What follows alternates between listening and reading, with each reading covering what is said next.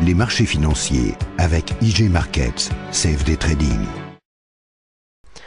Bonjour, c'est Gilles du site boursicoté.com. Voici l'analyse technique des principales paires de devises du marché Forex, ainsi que l'analyse de l'or et du pétrole pour les matières premières.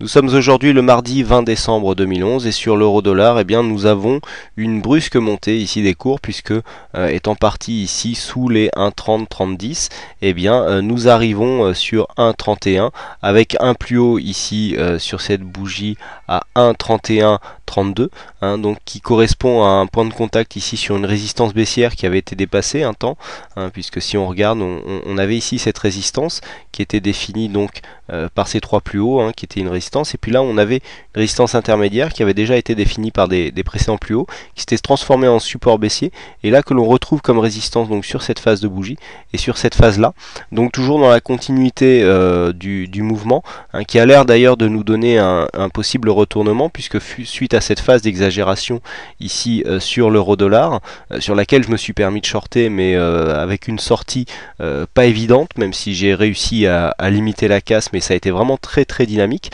comme quoi même avec des signaux, je dirais, backtestés et optimisés, on peut arriver des fois à avoir tout simplement des positions perdantes. Donc bon, on a réussi à s'en sortir parce qu'il y a eu quand même cette phase de consolidation, mais qui a pu être accessible et donc permettre une sortie sans trop de casse grâce à l'utilisation de stops relativement éloignés et donc surtout à une exposition très limitée. Donc ici, mouvement qui a marqué, vous voyez, une phase d'exagération. On est revenu ici rechercher une mini phase de consolidation, que l'on voit mieux en unité de temps 1 heure ou 15 minutes. Au niveau de la tendance, on n'est même pas suracheté, au niveau des indicateurs, on a une dynamique. Alors vous voyez ça, ce genre de progression ici du MACD, où ici on a une reprise de phase haussière, on baisse, mais on reste en phase positive et on remonte directement en évolution verte alors qu'on n'est pas passé du côté négatif. Ça peut être précurseur d'une remontée et d'une tendance haussière qui est en train de se mettre en place, puisque en général quand les histogrammes sont sur la partie haute comme ça, eh bien on a des dynamiques plutôt haussières qui se mettent en place.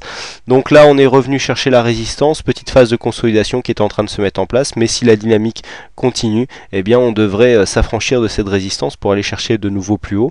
Bon, attention toutefois, là on est monté d'une manière très dynamique, il ne serait pas étonnant de revenir chercher ici un petit appui sur la moyenne mobile exponentielle 20, qui devrait s'opérer aux alentours des 1,3050, 1,3060.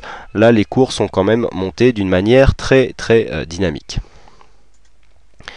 Sur le câble, donc la montée pardon, a été est beaucoup plus visible. Donc nous sommes sortis ici de cette phase où on avait eu des attaques ici sous cette résistance. Là on a cassé cette résistance, on est venu marquer un plus haut juste sur la zone ici des 1,57, coincé sous cette résistance horizontale à 1,5696.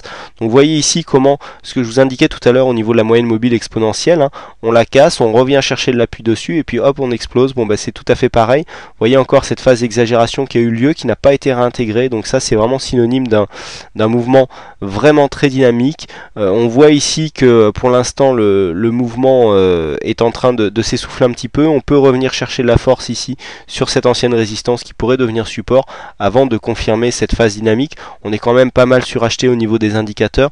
On peut attendre une consolidation, alors une consolidation qui pourrait dans le cas plus dynamique venir ici sur les 1,5650, rechercher ici une phase de support sur cette ancienne résistance, ou alors pourquoi pas chercher encore une fois cette moyenne mobile 20 exponentielle.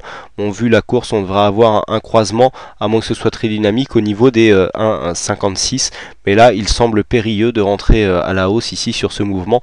Une consolidation semble assez probable.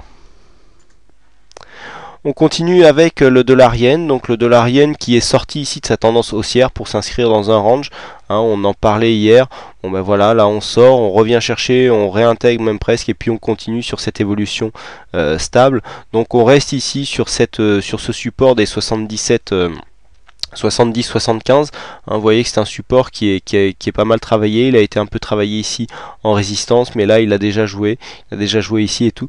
Ici, alors beaucoup d'attaques, il vous semble, mais regardez au niveau de l'échelle. Je vous rappelle qu'on est dans une période qui est très peu volatile, voyez, on a 78, 77,80, 77,60, 77,40, ce qui veut dire que sur ce grand écart ici que nous avons là, nous avons 60 pips. On a une volatilité ici intraday, aujourd'hui, puisqu'on est entre 77,71 et 78,06, on a une quarantaine de pips de volatilité, donc c'est vraiment très faible. C'est ce qui explique que les supports résistance ici soient beaucoup moins nets au niveau de la cotation. C'est que si on écarte un petit peu, vous voyez, voilà, ça devient beaucoup plus, c'est autre chose, mais du coup on n'y voit plus rien dans le graphique. Au niveau de la volatilité, il se passe vraiment très peu de choses sur cette paire de devises, mais il y a quand même des supports résistance qui jouent, mais on voit que en fonction de l'échelle que l'on prend, eh bien les variations de quelques pips ne donnent pas du tout la même impression sur les graphiques. Donc là, toujours une évolution stable sur le dollar yen,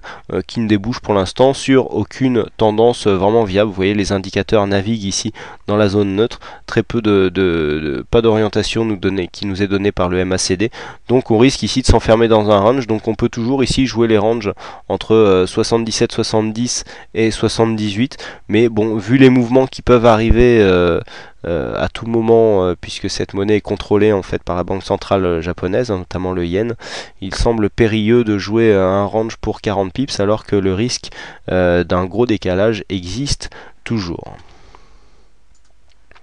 On passe tout de suite à l'or, donc l'or sur lequel je vous avais donné un signal, bon, signal qui s'est malheureusement révélé perdant. Je vous avais dit que suite à cette forte dynamique, on pouvait revenir chercher la moyenne mobile exponentielle 20 pour jouer la continuité de tendance baissière. Bon ben là, le signal ne s'est pas confirmé, mais comme je vous le disais hier, ce genre d'approche vous indique que, comme je vous le disais sur l'euro-dollar, où je vous ai expliqué comment on pouvait limiter ses pertes, et bien là, le fait de venir prendre ici un mouvement baissier sur un mouvement court terme haussier au sein d'une tendance baissière, je dirais plus moyen terme, et bien nous permet que si on se trompe, puisque l'on voit ici que l'on repart à la hausse, que nous permet d'avoir des points de sortie. Vous voyez que si on vient rechercher cette moyenne mobile ici comme point de sortie, ou alors ne serait-ce qu'au point d'entrée du trade, eh bien on peut réussir à sortir donc du mouvement sans trop gros bobo, puisque là on sort quasiment au PRU. Alors on n'a pas eu une explosion comme ce que nous avons eu sur l'euro-dollar aujourd'hui, mais vous voyez que le fait de prendre des mouvements, ce genre de mouvement, eh bien, peut permettre de limiter la casse, même si le scénario est invalidé. Donc là, il est clair qu'on a un retournement de tendance, puisque suite ici au dépassement de cette moyenne mobile 20 exponentielle, vous voyez qu'on est revenu dessus, on s'en est servi comme support, et là on est en train de réimprimer un mouvement haussier, puisque l'on casse ici les précédents plus hauts. Donc là, la tendance est en train de s'inverser. Au niveau des retracements de Fibonacci, je vous indiquais hier qu'on restait sous les 23,6. Et bien là, c'est 23,6 est cassé. Donc l'objectif se situe aux alentours des 1635, qui correspond au 38,2% en retracement de Fibonacci. Donc c'est l'objectif ici de ce mouvement qui devrait de même rencontrer la moyenne mobile 50 sur son chemin. Alors attention, on commence à avoir du surachat qui apparaît au niveau du stochastique, pas encore au niveau du RSI. Une grosse amplitude au niveau du MACD, donc le potentiel me semble assez limité. Je ne pense pas, mais ce n'est qu'un avis personnel, que sur ce mouvement direct on ira plus haut que les 1633 voire 1635 dollars l'once d'or fin. Et enfin, on termine avec un pétrole, donc avec une nouvelle échéance. Donc suite à une évolution relativement stable hier, on reprend une dynamique haussière aujourd'hui. On vient marquer ici un mouvement d'exagération. Pour l'instant, on n'est pas encore réintégré la cotation normale, mais on voit ici que la dynamique est relativement forte. Alors cette dynamique sera confirmée en cas de dépassement ici des 101,50 $. On en est assez loin.